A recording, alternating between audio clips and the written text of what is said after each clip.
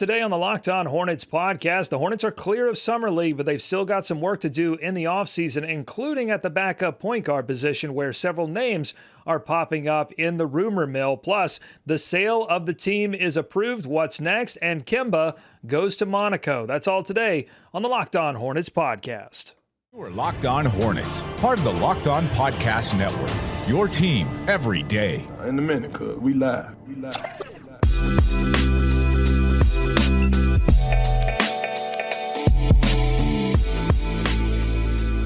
This is Locked On Hornets. We are part of the Locked On Podcast Network, your team every day. That's right. We're on every single day. Well, except for last Friday, we took a little bit of a break. It's okay. We get one every once in a while, but now at least I'm back here on a Monday, usually joined by Walker Mail, who is my co-host from WFNZ. Actually, I guess I'm the co-host. He's the host. You know, if you want to put it in like roles, if you want to define things, I guess that's how we have it set up. But anyway, the power's out at Walker's place. Duke Power doesn't want us to succeed, so he's taking another day off. He's getting a long weekend. But I'm here to tell you that today's episode is brought to you by PrizePicks.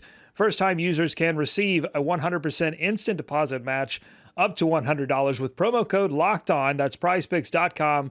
Promo code Locked On. Thank you for making Locked On Hornets your first listen every day. We are free. We are available. We are daily wherever you get podcasts, including on YouTube. You can get more of my work, by the way, on my Substack, my baby, Every Hornets Boxscore at everyhornetsboxscore.com. Okay, so I want to get into some of these backup point guard rumors, the names that are popping up around the Hornets' orbit as they look to do something at that position. Theo Maledon also hanging around still with his qualifying offer there, probably waiting on something to happen with PJ Washington before that gets inked. But Teo's still there, but they still probably got to do something at the backup point guard position. We'll talk about that here in a second. Also want to talk about the sale of the team being approved by the Board of Governors and what happens next. And then an old face, Kemba Walker, signs overseas. Happy for him, but want to take that opportunity to revisit the sign and trade that sent Kemba Walker to the Celtics. Okay, let's get into these backup point guard rumors. So the two names are, I won't keep you waiting any longer. The two names that we have in the rumor mill right now are Delon Wright, who currently is under contract, final year of a 2-year deal, around $8 million for the Washington Wizards. So if Delon Wright comes to the Hornets, it would be via some kind of trade, whether it's a direct trade with the Washington Wizards or whether it was some kind of, part of a deal, maybe a deal for Damian Lillard that sent Damian Lillard to Miami. Maybe there's some chance that they can get involved there and bring Delon Wright through a trade package that way, because Miami has all of these things that apparently Portland doesn't want, like Tyler Hero. So they've got to figure out some kind of wizardry to make it happen. And maybe the Hornets could make it happen that way, or a direct trade, or some other kind of maneuver that doesn't involve Damian Lillard. So that's the situation with Delon Wright. The other name is Edmond Sumner, who last played for the Brooklyn Nets, also played a few years with the Indiana Pacers. But Brooklyn recently, they delayed the time that they had to sign him and then decided, okay, we're just going to part ways. They released him. So several teams have been rumored to be interested in Sumner's tools, his skills, and so the Hornets will have to compete if they would want to bring Edmond Sumner.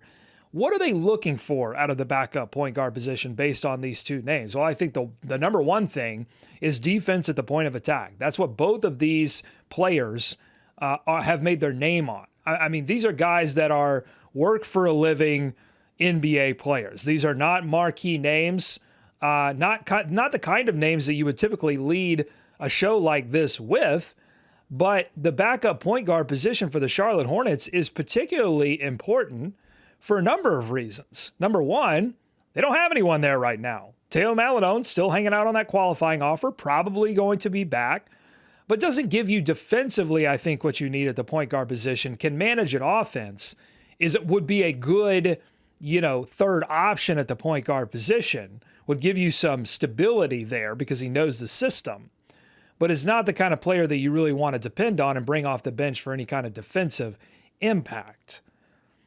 And having depth at the point guard position is going to be important for the Charlotte Hornets because yes, they've just signed LaMelo Ball to this massive contract, but there are still injury concerns. He's coming off of 4 ankle injuries. He's 100% healthy. Bone is healed, as multiple people have said around the organization. Weird way to describe it, but the bone is healed. The bone is 100%. The bone is healthy, but you still want to have something behind LaMelo Ball, especially if you are bringing back players like Miles Bridges with the intention to make a playoff run. If we're not talking about LaMelo missing an entire season. If he misses an entire season, then the season's over. But I don't think you can expect LaMelo Ball to play all 82 games. You can hope for that. I hope for that. But you can't expect it. And so you need some depth there, which is why going into the season with just Teo Maledon, I think would be a mistake. You've got to replace what you left behind by not making Dennis Smith Jr. a priority in free agency. And what Dennis Smith Jr. gave you was somebody that could guard the point of attack, could guard the ball handler, could put not just guard, not just contain, but put pressure on that point of attack. That's what Dennis Smith Jr., he harassed people. He was in guys' shirts. And I think that's what they're going to be looking for players like Delon Wright, who rates an A+ on B-Ball Index for perimeter ISO defense. And then Sumner, for his part, is a B+. And really this comes down to, do you want to give up a lot, in quotation marks? I mean, it's Delon Wright. So you're not giving up first-round picks. We're talking about multiple second-round picks, maybe a young piece, maybe multiple young pieces to make the contracts work. Because I don't think the Hornets have any exceptions that they could just send assets for Delon Wright. And I'm sure Washington, they're in a semi-rebuild themselves, so they're going to want assets. They're going to want stuff to make their future a little bit brighter. How much do you want to give up for a Delon Wright who would be the better player of the two? Or do you try to convince Sumner to come, and then you have to give up anything except for cap space? And, Sumner probably wants a little bit more than the $2.6 million that he was looking at with Brooklyn. Otherwise, they probably wouldn't have parted ways. So how much are you willing to give up there cap space wise? It's going to be $8+ million on the final year of Delon Wright's deal. So anything below that is going to be value relative to Delon Wright. But Delon's the better player. I mean, there's no doubt about that. You're getting, according to B-Ball Index, A- defensive impact and A- offensive impact. Now, Delon Wright doesn't do a lot offensively, but when he does something, it's generally effective. And I think out of this backup point guard position, you really don't need that player to do a lot for you offensively, because you've got some weapons coming off the bench. You've got if they sign PJ Washington, you've got PJ Washington. You've got Brandon Miller, who's going to need some space to be effective offensively. So, he's going to need the ball in his hands a little bit more. So you've got some players that can help you offensively. You really need this backup point guard position to sacrifice offensively and really help you with that point of attack defense. And that's what Delon Wright can do. He can also replace, when LaMelo sits, if you play Delon Wright without LaMelo, he also can replace a little bit of that offensive rebounding at the guard position that LaMelo gives you. He's rated pretty highly as an offensive rebounder, as a rebounder in general for the point guard position. Again, you're not asking them to do a lot of that, but you are getting some of that value there. Now, here's the thing, though, with Delon Wright versus Sumner. Sumner's the better shooter. There's no doubt about that. If you're getting Delon Wright, you are getting Delon Wright because you are 100% confident he can come in and make an impact on the defensive end of the floor. But you are way less confident in his three-point shooting ability, which he grades as a C+. He's an average three-point shooter for the position. Okay, Sumner is a well above average three-point shooter. You are truly getting 3-and-D with Sumner, where you're just getting exceptional defense, and Sumner's probably going to want to shoot a little bit more too. That's the thing with Sumner. I think there's going to be more, he's going to want more offensive responsibility than Delon Wright, which makes this, again, this is kind of an interesting choice. If this is the choice that the Hornets are presenting themselves with, and they don't have any other players in mind that they're looking at, it presents an interesting choice because you have some contrast in here with the two players. Now, the other thing the Hornets need is veteran experience, playoff experience. Delon Wright gives you that. He's been in multiple playoff series. He did get to an Eastern Conference Finals, but that was in his rookie year in 2016 with Toronto. Didn't play a lot. Didn't really get into a lot of playoff minutes until later in his career. But he has multiple playoff series, whereas Sumner had the 2 with Indiana, which were both 4-0 bounces, and he had one with Brooklyn, which was also a 4-0 bounce in the first round. So, I mean, he'd fit right in. In Charlotte, they're used to getting 4-0 bounced. But Toronto, that experience that Delon Wright had in Toronto in the playoffs, I think, and being 30 years old, which is ancient in NBA years at this point, came to the league late. So he came in at 23. So he's not, in terms of years, he's not as experienced as maybe some other players. But in terms of age, how long he's been playing the game of basketball, he would offer you that experience. And everything you read about Delon Wright is like ultimate professional.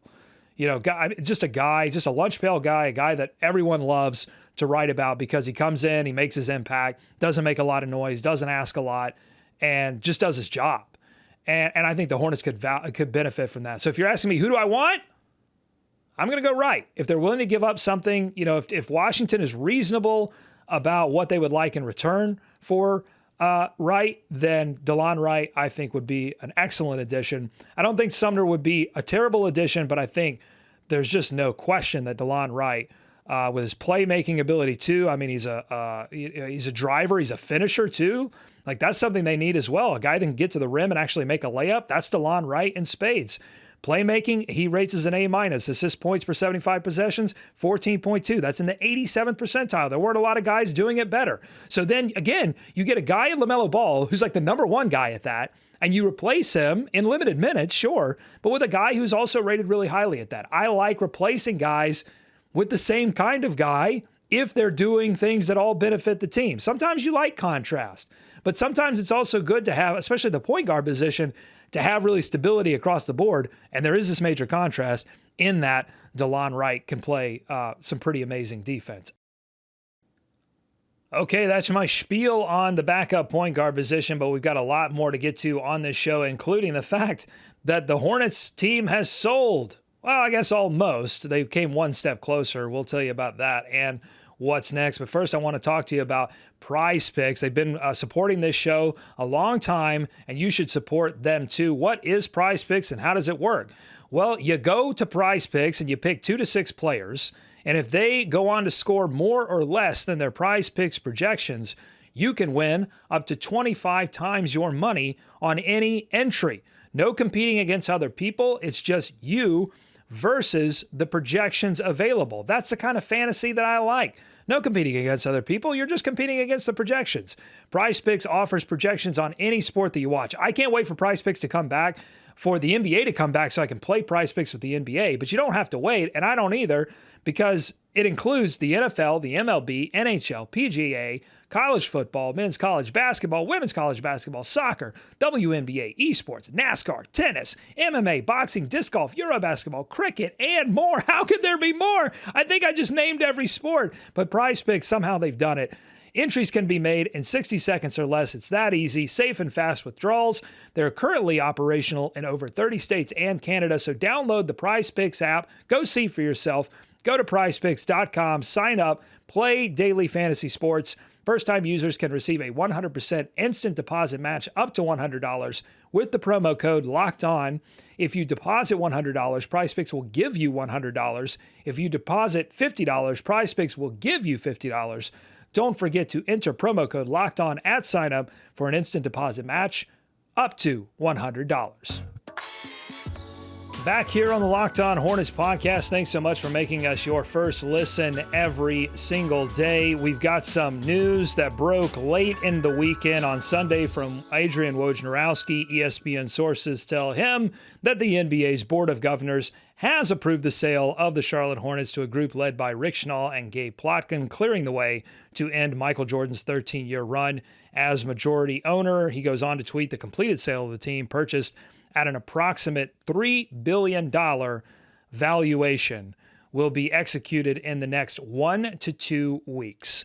So that's an important note, that the Board of Governors' approval was just another step towards finalizing this deal. It doesn't mean that the deal is finalized, but it's largely expected to close. All those financial details has to be worked out. Does Michael Jordan get to keep his office? We don't know. Will Rick Schnall and Gabe Plotkin as co-governors come in and put a piece of yellow tape down the middle of it and say, all right, this side of Michael Jordan's office is yours and this side is mine, and do not cross the line? I don't know how any of it works. It's all very strange to me. But here we are. We have Michael Jordan who bought a team and, is now ceding control of that team, is not completely disappearing, is going to have a minority stake in the team. And Woj and Adam Silver and a lot of people have gone a little bit out of their way to say that Michael Jordan will still have a presence with the team.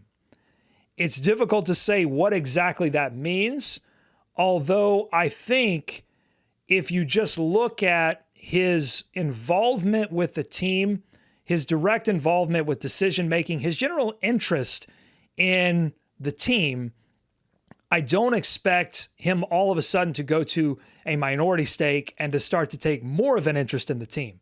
I would expect actually Rick Schnall and Gabe Plotkin to have full control of the day-to-day operations, to make a lot of the decisions, and to feel free to move forward, with their vision of the franchise, consulting Michael Jordan for sure. But I don't, expect him to suddenly become, more interested in the franchise. I think his interests lie now with NASCAR and some of the other ventures that he's gotten himself involved in the world of sports. So this essentially will mean that Rick Schnall and Gabe Plotkin in a couple of weeks will be the governors of this franchise, along with an assortment of minority investors as well. And so what does that mean for the season? I don't know that in the short term it means all that much. I think Steve Clifford will continue to be the coach until further notice. Mitch Kupchak will continue to be the general manager until further notice. But I also think that to assume that they won't clean house until they being the new owners, Schnall and Plotkin, won't clean house until the end of this season, I think is a bad assumption. I think that they could absolutely, if the season were to go wrong in some way, if they weren't even to, if the season were to go as poorly as it did last season in terms of record-wise, and you didn't have the injuries to fall back on as an excuse, I could absolutely see them saying, all right, we're just going to move forward now. We're going to look, for an interim solution at coach. We're going to shake things up. We're going to show our authority here. We're going to say, hey, there are a couple of new sheriffs in town, buddy. And, Mitch Kupchak, see ya. We're going to look for somebody else to run the front office before this season is over.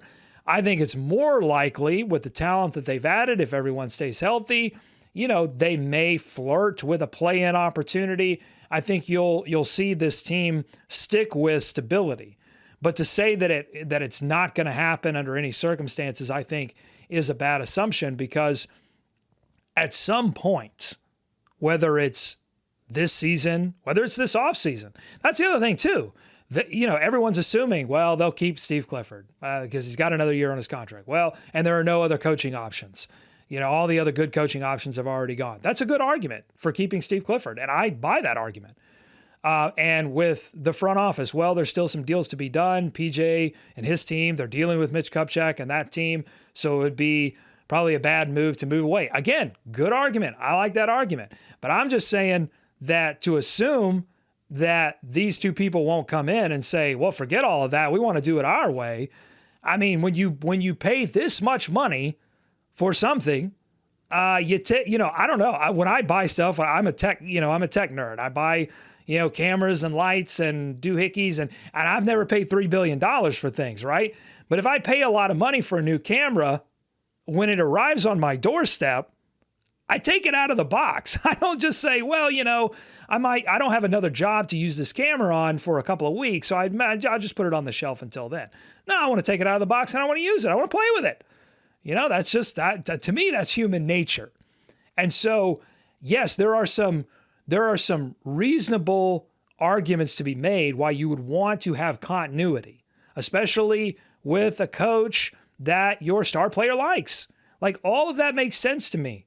I'm just saying, I tend to want to put a few eggs in the basket of betting on human nature to take over, and for a team of people to come in and say, okay, especially on the front office front, and say, look, we've looked over the past couple of years and all we see are a lot of inaction on the trade market and the free agency market. And we've seen a lot of losses. We've seen some winning seasons too. We've seen some play-in bursts, but we saw 2 blowout play-in losses as well. And where are the adjustments? I could see them looking at that and saying, okay, we need to move in a different direction for the front office. And, let's do that immediately. Why wait on that? Bring in your own scout. If you have people that you think can scout for this next upcoming draft better for 2024, then why not bring them in now? Get that process going now. I'm just saying there are reasonable arguments for everybody to stay, but buckle up, because once this deal is finalized, at that point you enter into anything can happen. Because when you're dealing with someone in Michael Jordan that has run the franchise for 13 years, there's some predictability there. There is, hey, we've got a lot of evidence of what Michael Jordan is willing to do and what he's willing not to do. And even with Mitch Kupchak, you have plenty of past evidence on what he's willing to do and what he's willing not to do. And they've been generally predictable. I think to a fault they've been predictable.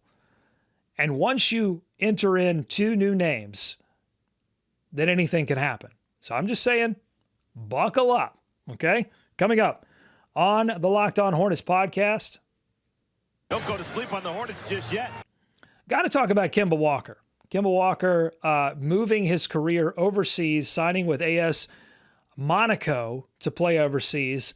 And happy for Kemba. Want to revisit, use the third segment to revisit that sign and trade that sent Kemba Walker to the Boston Celtics. That's coming up next on the Locked On Hornets podcast. Stick around. Is Locked On Hornets. Mitch Kupchak, will he do the thing that he has not done in season this entire anything time? The thing that he has not done it is anything. Comes back to do something. Just do one thing. You need to get a stick from outside and become the meme in person, because it always comes back to do something. Do something. It's time for more of the Locked On Hornets podcast.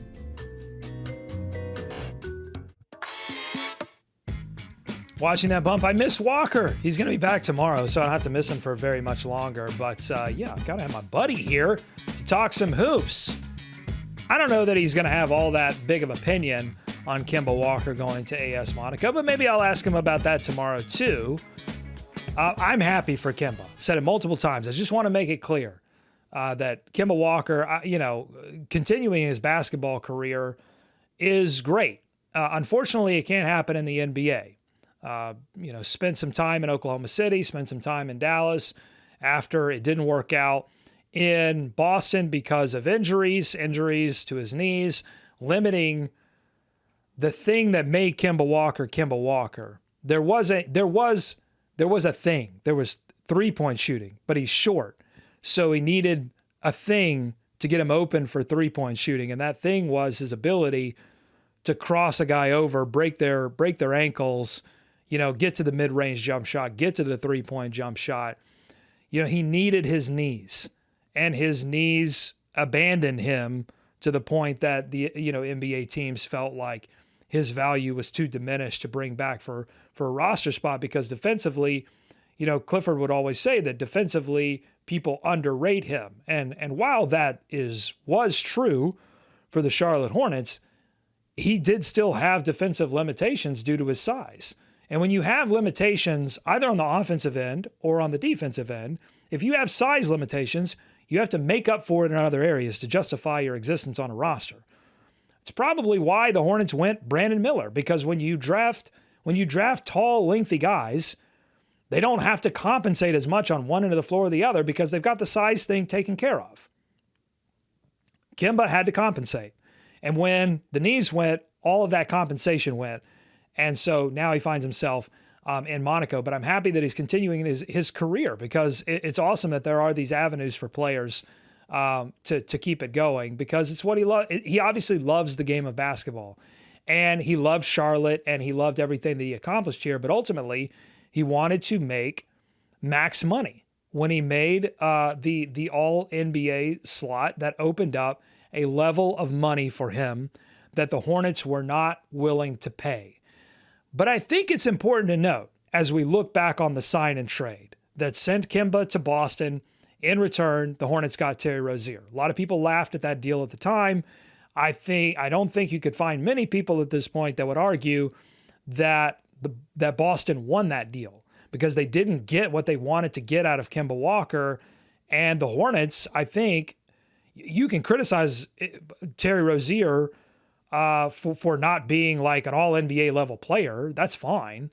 But, Terry Rozier has contributed a lot to this franchise and has been a clutch shooter, has been a certified gamer for this franchise, and poured on the points. Yes, there are some things that he doesn't do defensively. You're not going to win if Terry Rozier is your best player. They proved that last season. They didn't win because Terry Rozier was their number one option. But as a number 2.5, 3 option, Terry Rozier, I think, has proven that he can be an impact player, which I think was a question mark while he was coming off the bench in Boston. I don't think a lot of people thought that he could come in and be a starter level player on a team that I think, had they been able to put the pieces together a few years ago, they won 43 games. They got into the play-in spot. Had they not gotten blown out, had they, and look, Terry Rozier was a part of that, to be fair. Like, he did not play well in that blowout, but, he has been an impact player. So I don't think you're going to get many people who would argue that the Hornets got the short end of that deal. But also, I think we should note that the Hornets were willing to pay Kemba Walker something. It just wasn't the supermax that Kemba ultimately got. They were willing to give him $160 million. It just wasn't the, I don't know what the final number was, but it was north of $200 million. They just weren't willing to give him that much money. They said 160, I think it was 61 million less. So do the math there, 220. So 220 is what he was looking for. The Hornets said, nah, let's do 160. And if Kemba had said yes to that, if Kemba had said, all right, I'll take the hometown discount because I really do love playing in Charlotte. I want to I not only want to break the records because I've already done that, I want to put it out of reach. And he had said yes. I mean, I understand chaos theory. Maybe things would have turned out completely different from Kemba Walker, but I don't think so. Because when we were talking about this deal, my two concerns were, number one concern was, if Kemba Walker is your best player, is your highest paid player, you're going to be capped as to what you can do in the playoffs. And capped in the figurative sense, but also capped in the literal sense, in that you've invested $160 million is a lot of money. So you've invested a lot of money in a player that I think, if it's your best player, it's going to mean you're going to continue to tread water as a franchise. Signing Kemba Walker would have meant treading water, because I wasn't confident then. I'm not really confident now that this front office would have been able to complement Kemba Walker with the level of player that you would need to complement Kemba Walker with in order to have playoff success, even if Kemba Walker were healthy. But that's the number two concern, which was that I knew about all of the knee scopes, about all of the knee issues, about the knee injuries that kept him out of games. I knew about all of those. I had chronicled them. And I just looked at it and said, I don't know if investing that much in a player that needs his knees.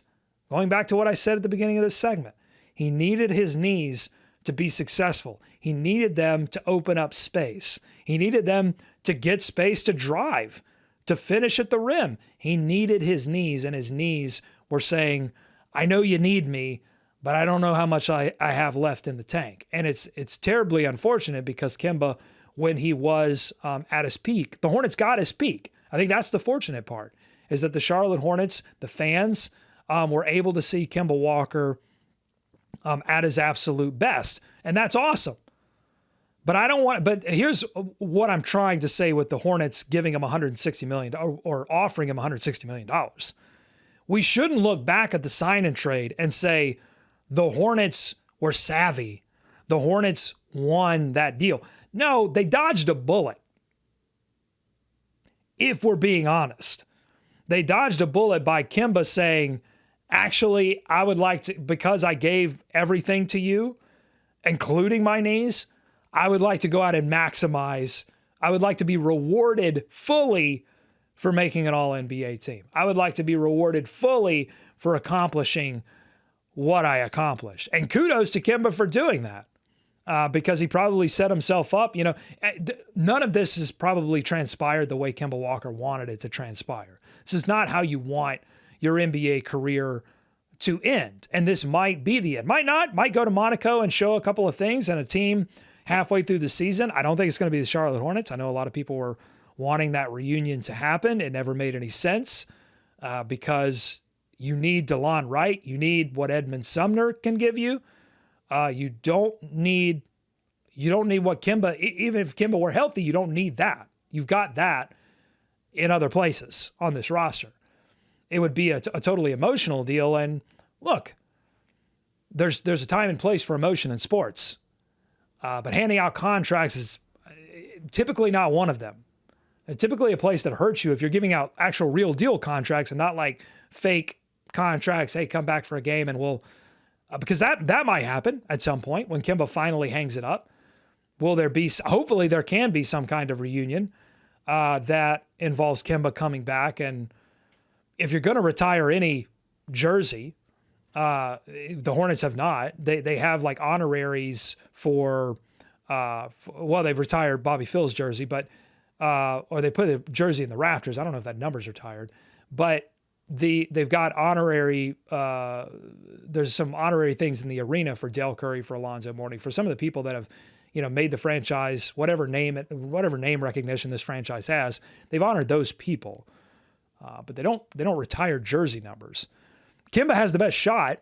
I don't know if it's going to happen because franchises tend to wait for Hall of Fame players to do that. Is Kemba a Hall of Fame player? Well, that's a discussion for another day. We're out of time. I get to avoid that discussion. Maybe I'll bring that up.